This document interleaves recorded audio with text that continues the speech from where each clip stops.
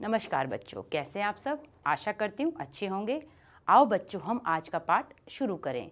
हमारा आज का पाठ कक्षा 10 की भूगोल की पुस्तक का पाठ नंबर 5 खनिज तथा ऊर्जा संसाधन है।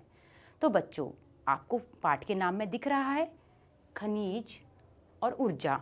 हम इन दो संसाधनों के बारे में इस पाठ में पढ़ेंगे। तो हम शुरू करते हैं खनिज संसाधन से। तो बच्चों, हमारा जो भाग 1 है, हम इसमें खनिज संसाधनों के बारे में ही आपको जानकारी देंगे। बच्चों, खनिज किसे कहते हैं इसके बारे में हम जानेंगे, पर उससे पहले बच्चों, हम अपनी रोज़मर्रा की ज़िंदगी में इन खनिजों का या धातुओं का उपयोग करते हैं। बच्चों, आपके घर में छोटी से छोटी सुई हो, मशीन हो, फ्रिज हो, टीवी हो, चाहे आप कार में बैठो, रेल में बैठो, हर जगह हम खनिजों का प्रयोग करते हैं। तो बच्चों, आपको पता है खनिजों का उपयोग हम खाने में भी करते हैं। हमारा नमक जो है वो खनिज है, और जो आप दंत मंजन करते हो, अपने दांतों को साफ करते हो, उसमें भी कई तरह के खनिज हैं। और जो आपका टूथब्रश होता है और जो पेस्ट की ट्यूब होती है वो प्लास्टिक की बनी होती है। और आपको पता है प्लास्टिक भी पेट्रोलियम खनिज से ही बना होता है। तो आओ बच्चों, हम इस पाठ में इन सब चीज़ों के बारे में जानने का प्रयत्न करें। तो बच्चों, सबसे पहले हम बात करेंगे खनिज किसे कहते हैं। जैसा आप देख सकते हो बच्चों, खनिज एक प्राकृतिक रूप से विद्यमान समरूप तत्व है जिसकी एक निश्चित आंतरिक संरचना है। बच्चों, ये जो खनिज होते हैं ये हमें प्राकृतिक रूप से मिलते हैं। जैसे आप अगर इस चित्र को देखो, इस चित्र में मैंने पृथ्वी की आंतरिक संरचना बनाई है। आपने अपने बचपन की किताबों में पढ़ा होगा कि पृथ्वी की 3 परतें होती हैं। पहली परत होती है हमारी भूपर्पट्टी, दूसरी मेंटल और बिल्कुल बीच में क्रोड। तो बच्चों, जितने भी खनिज हैं हमें ये भूपर्पट्टी पे ही मिलते हैं। इनमें ही हमें चट्टानें मिलती हैं, शैल मिलते हैं, और उन चट्टानों और शैलों को शोधा जाता है और उसमें से खनिज निकाले जाते हैं। तो आओ बच्चों, शुरू करें हम अपना पाठ। बच्चों, आप चट्टानों के विषय में पहले ही पढ़ चुके हैं। चट्टानें खनिजों के समरूप तत्वों के यौगिक हैं। कुछ चट्टानें जैसे चूना पत्थर केवल एक ही खनिज से बनी हैं, लेकिन अधिकतर चट्टानें विभिन्न अनुपातों के अनेक खनिजों का योग है। यद्यपि 2000 से अधिक खनिजों की पहचान की जा चुकी है, लेकिन अधिकतर चट्टानों में केवल कुछ ही खनिजों की बहुतायत है। एक खनिज विशेष जो निश्चित तत्वों का योग है, उन तत्वों का निर्माण उस समय के भौतिक व रासायनिक परिस्थितियों का परिणाम है। इसके फलस्वरूप ही खनिजों के विविध रंग, कठोरता, चमक, घनत्व तथा विविध क्रिस्टल पाए जाते हैं। भूवैज्ञानिक इन्हीं विशेषताओं के आधार पर खनिजों का वर्गीकरण करते हैं। सामान्य व वाणिज्यिक उद्देश्य हेतु खनिज निम्न प्रकार से वर्गीकृत किए जाते हैं। तो बच्चों, आओ अब हम जानें खनिजों का वर्गीकरण। बच्चों, खनिजों को विभिन्न भागों में बांटा गया है। जैसे आप यहाँ देखें, खनिजों का वर्गीकरण सबसे पहले धात्विक और अधात्विक, और तीसरा है ऊर्जा खनिज। अभी हम इसकी बात नहीं करेंगे, अब हम बात करेंगे धात्विक और अधात्विक की। तो बच्चों, धात्विक खनिज मतलब जो धातु के होते हैं, जिनमें धातु पाई जाती है, और इसमें भी इनको 2 भागों में बांटा गया है, लोह धातु, अलोह धातु। लोह धातु का मतलब जिसमें लोहे के अंश होते हैं, जैसे लोह अयस्क, मैग्नीज। और अलोह धातु मतलब जिसमें लोहे के अंश नहीं होते हैं, जिसमें तांबा और सीसा इसका उदाहरण है। अब हम बात करते हैं बहुमूल्य खनिज की। बहुमूल्य खनिज मतलब जो कीमती होते हैं, जिनका मूल्य बहुत ही अधिक होता है। इसमें आते हैं हमारा सोना, चांदी। तो बच्चों, अब है अधात्विक। अधात्विक मतलब जिसमें धातु की मात्रा नहीं होती है, जैसे अभ्रक, नमक, चूना पत्थर। अब हमारी बारी आती है ऊर्जा खनिज की। ऊर्जा खनिज में जिनसे हमें ऊर्जा मिलती है, या हमारी मशीनें चलती हैं, हमारी मोटरें, गाड़ियाँ चलती हैं। इसमें है कोयला, पेट्रोलियम, प्राकृतिक गैस। तो बच्चों, इनके बारे में हम विस्तार से जानकारी लेंगे। खनिजों की उपलब्धता। खनिज कहाँ पाए जाते हैं? सामान्यतः खनिज अयस्कों में पाए जाते हैं। किसी भी खनिज में अन्य अवयवों या तत्वों के मिश्रण या संचयन हेतु अयस्क शब्द का प्रयोग किया जाता है। खनन का आर्थिक महत्व तभी है जब अयस्क में खनिजों का संचयन पर्याप्त मात्रा में हो। खनिजों के खनन की सुविधा इनके निर्माण व संरचना पर निर्भर है। खनन सुविधा इसके मूल्य को निर्धारित करती है। अतः हमारे लिए मुख्य शैल समूहों को समझना अत्यंत आवश्यक है जिनमें ये खनिज पाए जाते हैं। खनिज प्रायः निम्न शैल समूह में प्राप्त होते हैं। पहला, आग्नेय या कायांतरित चट्टानों में खनिज दरारों, जोड़ों, भ्रंशों व विदरों में मिलते हैं। छोटे जमाव शिराओं के रूप में और बृहद जमाव परत के रूप में पाए जाते हैं। ये तरल अथवा गैसीय अवस्था में दरारों के सहारे भूपृष्ठ की ओर धकेले जाते हैं। ऊपर आते हुए ये ठंडे होकर जम जाते हैं। मुख्य धात्विक खनिज जैसे जस्ता, तांबा, जिंक और सीसा आदि इसी तरह शिराओं व जमावों के रूप में प्राप्त होते हैं। दूसरा है अवसादी चट्टानों में। अवसादी चट्टानों के अनेक खनिज संस्तरों या परतों में पाए जाते हैं। इनका निर्माण क्षैतिज परतों में निक्षेपण, संचयन व जमाव का परिणाम है। कोयला तथा कुछ अन्य प्रकार के लौह अयस्कों का निर्माण लंबी अवधि तक अत्यधिक ऊष्मा व दबाव का परिणाम है। अवसादी चट्टानों में दूसरी श्रेणी के खनिजों में जिप्सम, पोटाश, नमक व सोडियम सम्मिलित है। इनका निर्माण विशेषकर शुष्क प्रदेशों में वाष्पीकरण के फलस्वरूप होता है। तीसरा, खनिजों के निर्माण की एक अन्य विधि धरातल्य चट्टानों का अपघटन है। चट्टानों के घुलनशील तत्वों के अपर्दन के पश्चात अयस्क वाली अवशिष्ट चट्टानें रह जाती हैं। बॉक्साइट का निर्माण इसी प्रकार होता है। चौथा, पहाड़ियों के आधार तथा घाटी तल की रेत में जलोढ़ जमाव के रूप में भी कुछ खनिज पाए जाते हैं। ये निक्षेप प्लेसर निक्षेप के नाम से जाने जाते हैं। इनमें प्रायः ऐसे खनिज होते हैं जो जल द्वारा घर्षित नहीं होते। इन खनिजों में सोना, चांदी, टिन व प्लैटिनम प्रमुख है। पांचवा, महासागरीय जल में भी विशाल मात्रा में खनिज पाए जाते हैं, लेकिन इनमें से अधिकांश के व्यापक रूप से विसरित होने के कारण इनकी आर्थिक सार्थकता कम है। फिर भी सामान्य नमक, मैग्नीशियम, ब्रोमाइन ज़्यादातर समुद्री जल से ही प्रग्रहित होते हैं।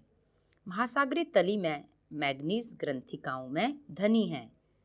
बच्चों, आओ मैं आपको एक रोचक तथ्य बताऊं।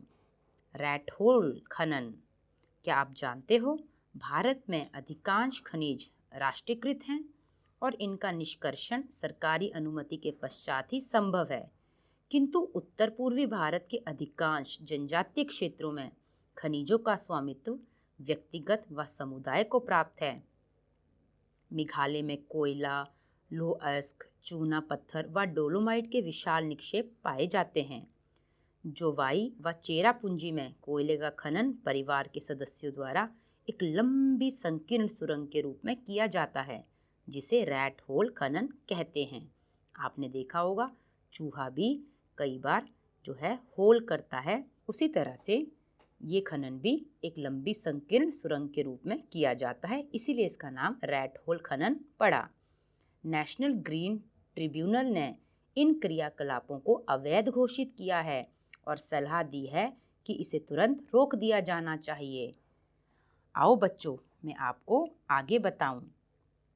भारत अच्छे और विविध प्रकार के खनिज संसाधनों में सौभाग्यशाली है, यद्यपि इनका वितरण असमान है।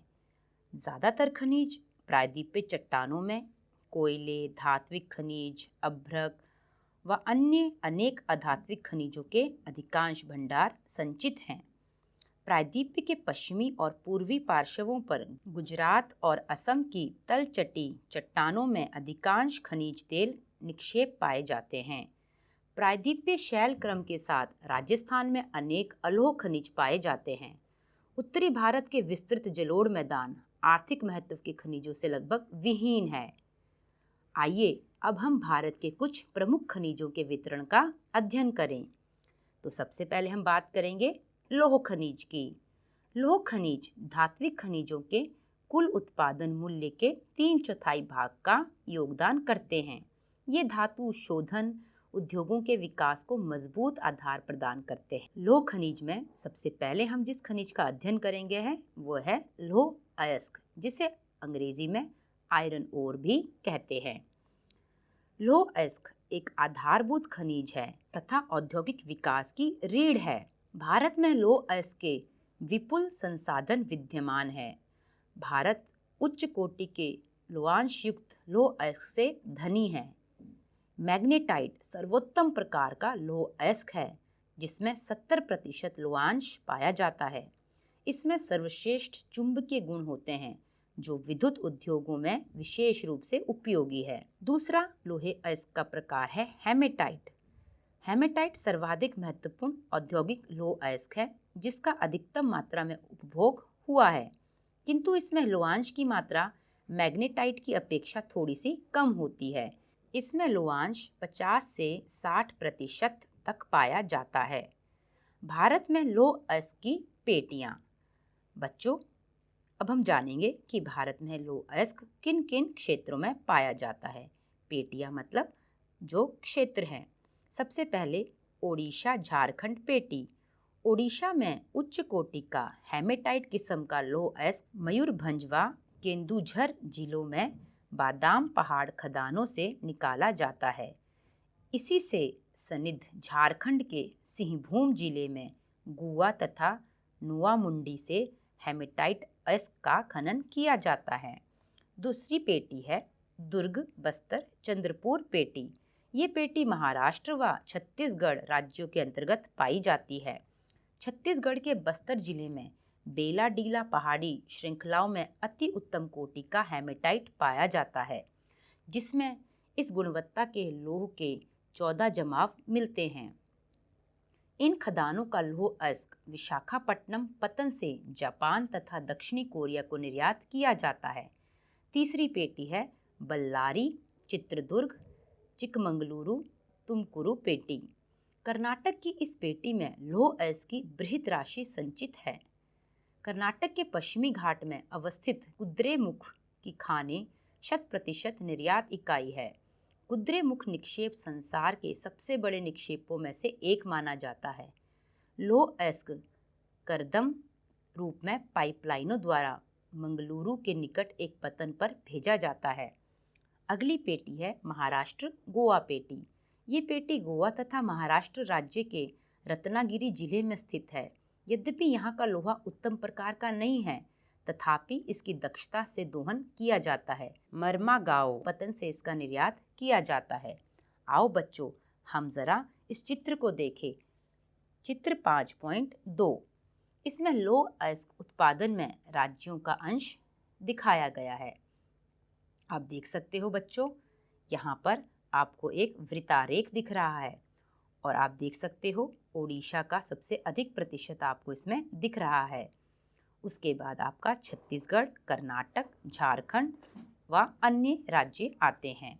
तो बच्चों, आप देख सकते हो इस वृत्तारेख में सबसे अधिक ओडिशा में है 52%, फिर छत्तीसगढ़ में 16%, कर्नाटक में 14%, झारखंड में 11%। इस चित्र को देख के आपको पता चला कि सबसे ज़्यादा लौह अयस्क जो है ओडिशा से निकलता है। आओ बच्चों, हम अपना अगला खनिज देखें। अगला है मैग्नीज। मैग्नीज मुख्य रूप से इस्पात के विनिर्माण में प्रयोग किया जाता है। 1 टन इस्पात बनाने में लगभग 10 किलोग्राम मैग्नीज की आवश्यकता होती है। इसका उपयोग ब्लीचिंग पाउडर, कीटनाशक दवाएं व पेंट बनाने में किया जाता है। बच्चों, चित्र 5.4 देखें। यहाँ भी एक वृत्तारेख आपको दिखाई दे रहा है। इसमें आपको मैग्नीज उत्पादन में राज्यों का अंश प्रतिशत में दर्शाया गया है 2016-17 के हिसाब से। तो बच्चों, यहाँ देखो आप, सबसे अधिक मध्य प्रदेश 27%, उसके बाद बारी है महाराष्ट्र 25%, फिर ओडिशा 25%, कर्नाटक 11%, आंध्र प्रदेश 10%, अन्य में 2%। आओ बच्चों, अब हम इस मानचित्र को देखें। मानचित्र में आपको महत्वपूर्ण खनिजों का वितरण दर्शाया गया है। अभी हमने मैग्नीज और लौह अयस्क की बात की थी। तो आप देख सकते हो लौह अयस्क के लिए जो चिन्ह उपयोग किया गया है वो है हमारा त्रिकोण का, और मैग्नीज के लिए आपको दिख रहा है एक फूल जैसा आकृति। तो बच्चों आप देख सकते हो मानचित्र में हमारा जो लौह अयस्क क्षेत्र है उसमें आपको दिख रहा है छोटा नागपुर का पठार के आसपास का क्षेत्र, और दक्षिण में भी हमारा जो गोवा और महाराष्ट्र के आसपास का क्षेत्र और कर्नाटक के आसपास का क्षेत्र लौह अयस्क क्षेत्र दर्शाए गए हैं। उसके बाद हम बात करते हैं लौह अयस्क खाने की। जो खाने हैं जहाँ से लौह अयस्क निकाला जाता है वो आप देख सकते हो त्रिकोण आकृति, मयूरभंज, केंदुझर, गोवा, दुर्ग, चंद्रपुर, बेलाडीला, बल्लारी, चित्रदुर्ग, कुद्रेमुख, चिकमंगलूर, रत्नागिरी, गोवा, तुमकुरू। इस तरह से हम इस मानचित्र में अपने खनिजों का वितरण देख सकते हैं। तो बच्चों अब मानचित्र में हम देखेंगे मैग्नीज वाले क्षेत्र।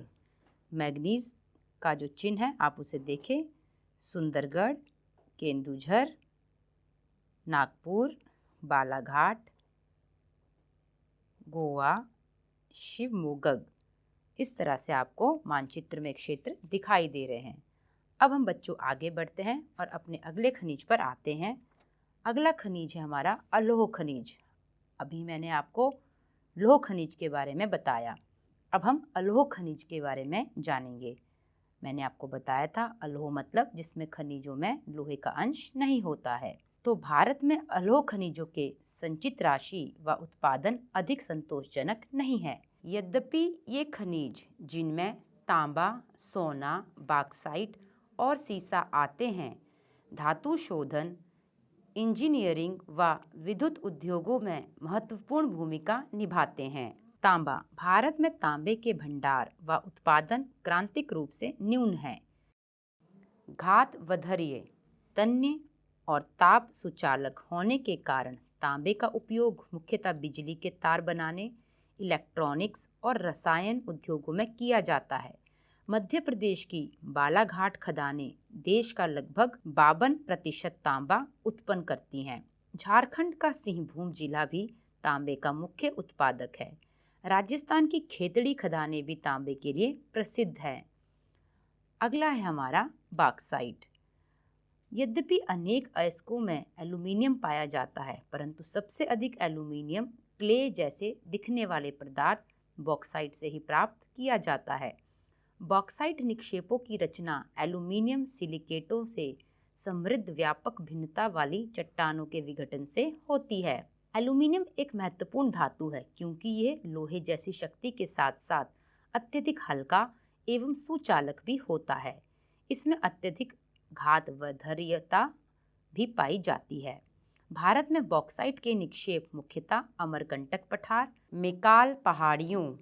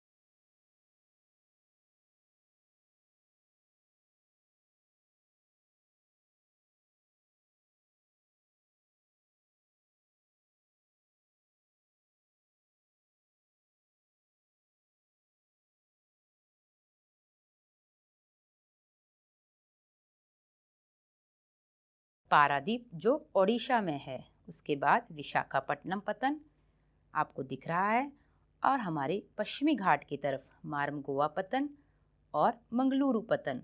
तो ये हमारे 4 पतन हैं जिनसे लौह अयस्क निर्यात किया जाता है। तो बच्चों, इस मानचित्र को आपने अच्छे से समझ लिया है। बच्चों, आपको मैं एक रोचक तथ्य बताती हूँ। एल्यूमीनियम की खोज के बाद सम्राट नेपोलियन तृतीय अपने कपड़ों पर एल्यूमीनियम से बने हुक व बटन पहनता था तथा अपने खास मेहमानों को एल्यूमीनियम से बने बर्तनों में भोजन कराता तथा आम मेहमानों को सोने व चांदी के बर्तन में भोजन परोसा जाता। इस घटना के 30 वर्ष बाद पेरिस में भिखारियों के पास एल्यूमीनियम के बर्तन एक आम बात थी। तो बच्चों, कैसा लगा इस घटना को जानकर कि एल्यूमीनियम इतना सस्ता हो गया कि भिखारियों के पास भी आ गया, जिसे सम्राट नेपोलियन बहुत ही मूल्यवान समझता था। तो बच्चों, आओ अब हम आगे बढ़े और हमारे अधात्विक खनिजों की बात करें। अधात्विक खनिज मैंने आपको बताया जिनमें धातु नहीं पाया जाता है। इसमें सबसे पहले आता है अभ्रक। अभ्रक एक ऐसा खनिज है जो प्लेटों अथवा पत्रण क्रम में पाया जाता है। इसका चादरों में विपाटन आसानी से हो सकता है। ये परतें इतनी महीन हो सकती हैं कि इसकी 1000 परतें कुछ सेंटीमीटर ऊंचाई में समाहित हो सकती हैं। अभ्रक पारदर्शी, काले, हरे, लाल, पीले अथवा भूरे रंग का हो सकता है। इसकी सर्वोच्च परावैद्युत शक्ति, ऊर्जा ह्रास का निम्न गुणांक, विंसवाहन के गुण, उच्च वोल्टेज की प्रतिरोधिता के कारण अभ्रक विद्युत व इलेक्ट्रॉनिक उद्योगों में प्रयुक्त होने वाले अपरिहार्य खनिजों में से एक है। अभ्रक के निक्षेप छोटा नागपुर पठार के उत्तरी पठारी किनारों पर पाए जाते हैं। बिहार झारखंड की कोडरमा, गया, हजारीबाग पेटी अग्रणी उत्पादक है। राजस्थान के मुख्य अभ्रक उत्पादक क्षेत्र अजमेर के आसपास हैं। आंध्र प्रदेश की नेल्लोर अभ्रक पेटी भी देश की महत्वपूर्ण उत्पादक पेटी है। आओ बच्चों, अब हम बात करते हैं चट्टानी खनिजों की, जिसमें चूना पत्थर का हम यहाँ विवरण आपको दे रहे हैं। चूना पत्थर कैल्शियम या कैल्शियम कार्बोनेट तथा मैग्नीशियम कार्बोनेट से बनी चट्टानों में पाया जाता है। ये अधिकांशतः अवसादी चट्टानों में पाया जाता है। चूना पत्थर सीमेंट उद्योग का एक आधारभूत कच्चा माल होता है और लोह प्रगलन की भट्टियों में ये अनिवार्य है। आओ बच्चों, मैं आपको चित्र 5.8 दिखाऊं। इसमें चूना पत्थर उत्पादन में राज्यों का अंश प्रतिशत में दर्शाया गया है। आप यहाँ देख सकते हो, सबसे अधिक चूना पत्थर राजस्थान से निकलता है 21%, उसके बाद मध्य प्रदेश 11%, फिर आंध्र प्रदेश 11%, छत्तीसगढ़ 10%, कर्नाटक 10%, गुजरात 8%, तमिलनाडु 8%, तेलंगाना 8%, अन्य 13%। खनन को घातक उद्योग बनने से रोकने के लिए दृढ़ सुरक्षा विनियम और पर्यावरणीय कानूनों का क्रियान्वयन अनिवार्य है। आओ बच्चों, अब हम बात करते हैं खनिजों का संरक्षण। बच्चों, आप सबको पता है, अगर हम खनिजों का इस तरह उपयोग करते रहे तो आने वाले कुछ सालों में खनिज खत्म हो जाएंगे, और अगर खनिज खत्म हो गए, समाप्त हो गए, तो आगे का जीवन हमारे लिए बहुत ही मुश्किल भरा होगा। तो जिन खनिज संसाधनों के निर्माण व सांद्रण में लाखों वर्ष लगे हैं, हम उनका शीघ्रता से उपभोग कर रहे हैं। खनिज निर्माण की भूगर्भिक प्रक्रियाएं इतनी धीमी हैं कि उनके वर्तमान उपभोग की दर की तुलना में उनके पुनर्भरण की दर अपरिमित रूप से थोड़ी है। इसीलिए खनिज संसाधन सीमित तथा अनवीकरणीय योग्य है। समृद्ध खनिज निक्षेप हमारे देश की अत्यधिक मूल्यवान संपत्ति है, लेकिन ये अल्पजीवी है।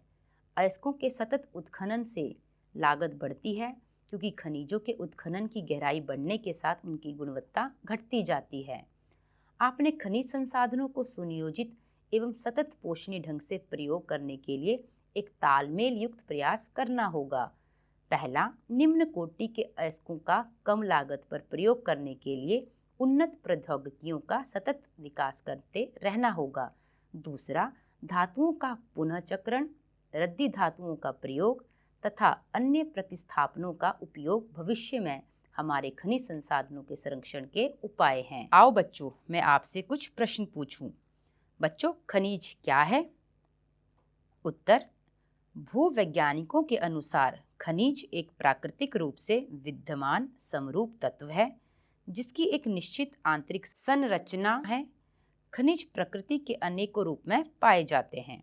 अगला प्रश्न, बच्चों रैट होल खनन किसे कहते हैं? उत्तर, एक लंबी संकीर्ण सुरंग के रूप में किए जाने वाला खनन रैट होल खनन कहलाता है। अगला प्रश्न, भारत का कौन सा राज्य लौह अयस्क में प्रथम स्थान पर है? ऑप्शन, झारखंड, कर्नाटक, छत्तीसगढ़, ओडिशा। सही उत्तर है ओडिशा।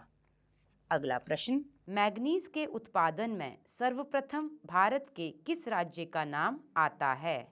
ऑप्शन, आंध्र प्रदेश, कर्नाटक, महाराष्ट्र, मध्य प्रदेश। सही उत्तर है मध्य प्रदेश। तो बच्चों, आशा करती हूँ आपको हमारा भाग 1 समझ आया होगा और आपको हमारी वीडियो अच्छी लगी होगी। तो बच्चों, अब हम मिलते हैं भाग 2 में। वहाँ हम बात करेंगे ऊर्जा संसाधनों की। तब तक आप स्वस्थ रहिए, सुरक्षित रहिए। जय हिंद, जय भारत।